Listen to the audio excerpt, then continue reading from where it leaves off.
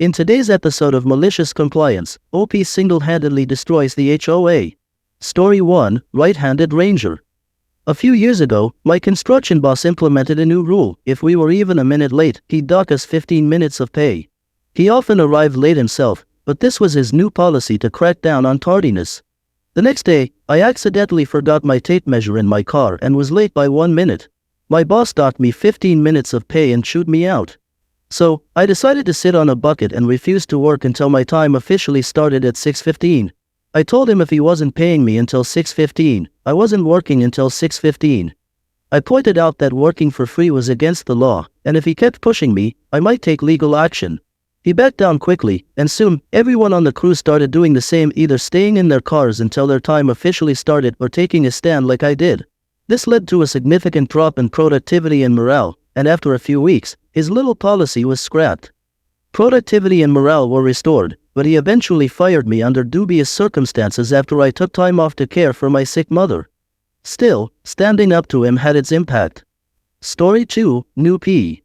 A couple of years ago, I had a really obnoxious coworker who was lazy and always in the way.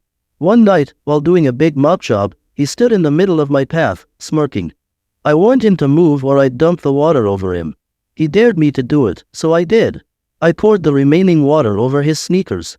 He complained about his wet socks, but it made him move, and he learned not to mess with me. Story 3, HOA Showdown. Years ago, we installed cameras in front of our home, making sure they didn't film any neighbor's property.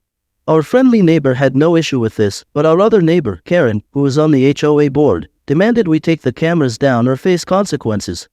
Shortly after, the HOA sent us a notice claiming we were violating a nuisance bylaw, even though no specific bylaw covered cameras.